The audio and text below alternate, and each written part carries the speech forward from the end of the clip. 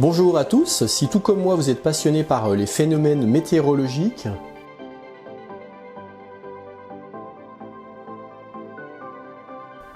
et également par l'électronique,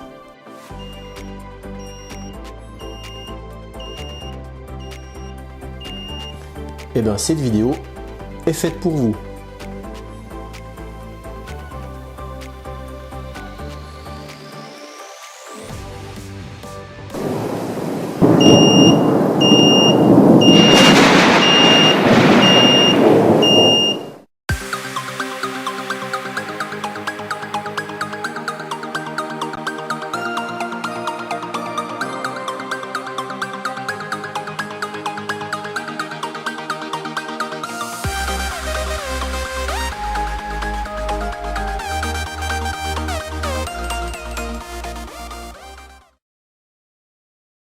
Dans cette vidéo, je vais vous montrer comment se construire soi-même cette mini-station météo qui vous permettra de connaître la pression atmosphérique en temps réel, de voir si la tendance de la pression évolue à la baisse ou à la hausse,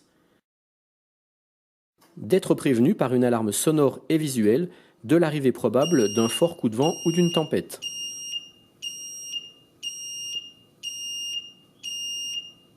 Pour commencer, il faut savoir que la pression atmosphérique, elle se mesure en millibars ou en hectopascal, sachant que 1 millibar égale 1 hectopascal. Au-dessus de 1013 millibars, on parle de zone anticyclonique, associée en général à du beau temps. Et en dessous de 1013 millibars, on parle de zone dépressionnaire, généralement associée aux perturbations. On peut donc dire qu'une pression atmosphérique élevée est généralement synonyme de beau temps, et qu'une pression atmosphérique basse est synonyme de mauvais temps. Par contre, une pression très basse, elle, peut être associée à des forts coups de vent ou même à une tempête. Et ce qui est intéressant de savoir, c'est qu'une tempête, elle est souvent précédée d'une baisse rapide de la pression atmosphérique. Et c'est ça qui va nous intéresser pour créer l'alarme tempête.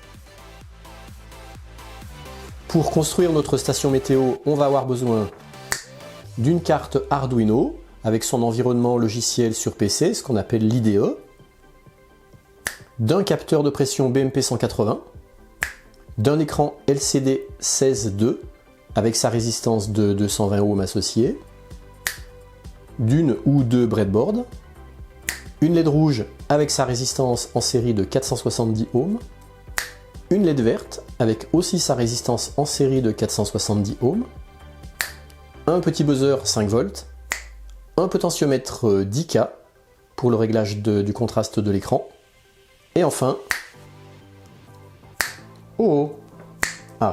et enfin, des connecteurs. Alors le composant nouveau dans ce tutoriel, c'est le capteur BMP 180 qui va nous permettre de récupérer la pression barométrique et la température. On peut se procurer ce capteur sur le site de HDFBot pour seulement 3,80 €, donc c'est vraiment pas cher. Et je vous laisserai en commentaire sous cette vidéo un lien pour chacun de ces matériels. Quand on reçoit le capteur, la petite barrette qui est là n'est pas soudée, donc il faut la souder soi-même. Et j'en ai profité pour mettre en application un conseil qui m'avait été donné pour faire de belles soudures. Le plus simple pour souder, c'est de venir fixer la petite barrette dans une breadboard, comme ça déjà elle est tenue. Après on vient mettre le petit capteur dessus, donc là moi il est déjà soudé. Et après le conseil qui m'avait été donné pour faire de belles soudures, c'est de mettre un petit peu d'étain d'abord sur la pointe, et ensuite de venir réchauffer un côté de la broche, et ensuite de venir mettre l'étain pas directement sur la pointe qui chauffe, mais de l'autre côté de la broche, jusqu'à ce que l'étain fonde.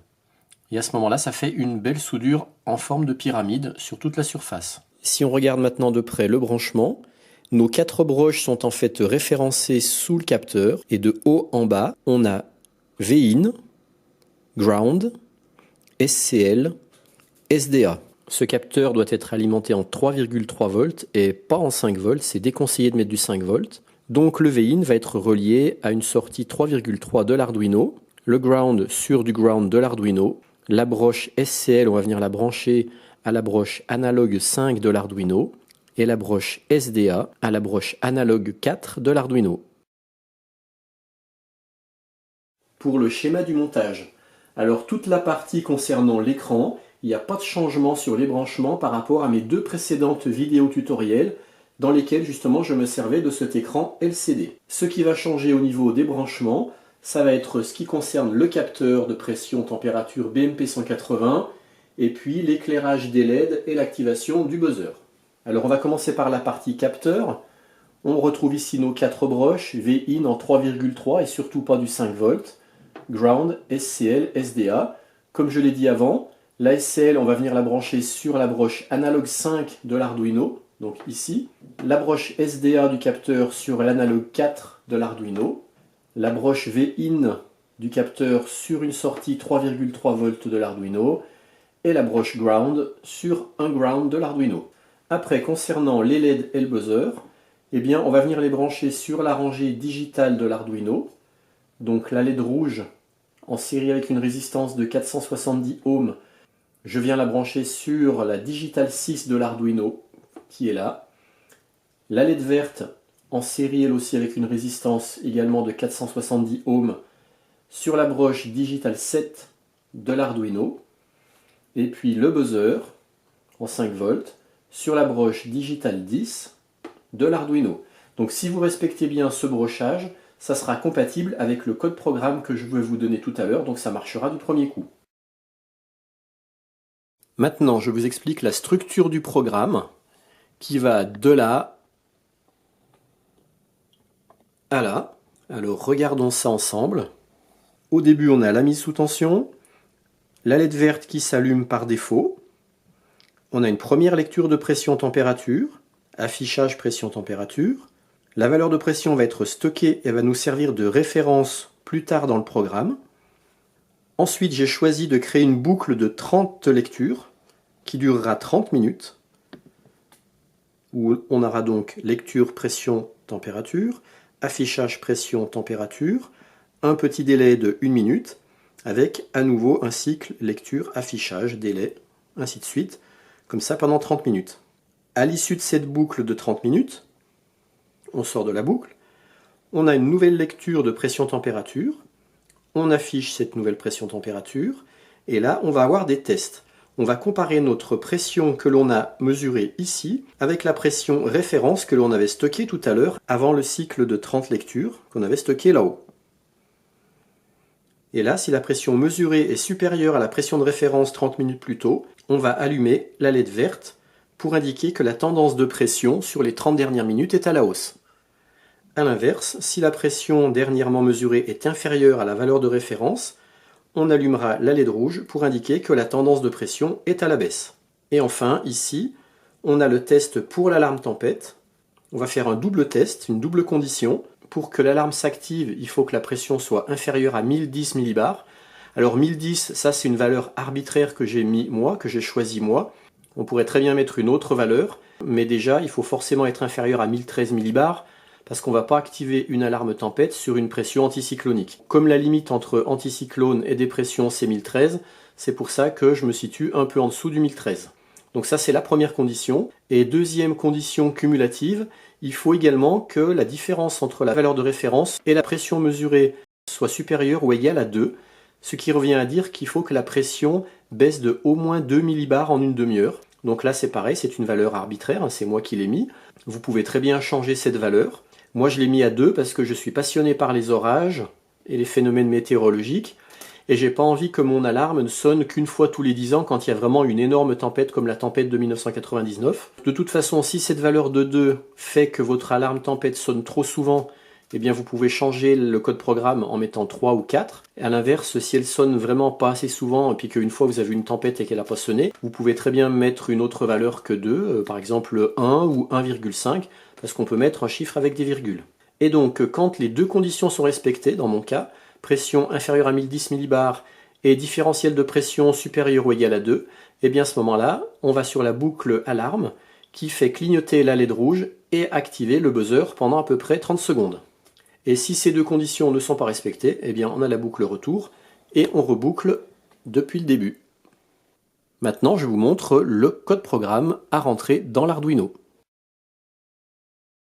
Le programme va se servir de la bibliothèque Adafruit BMP 085.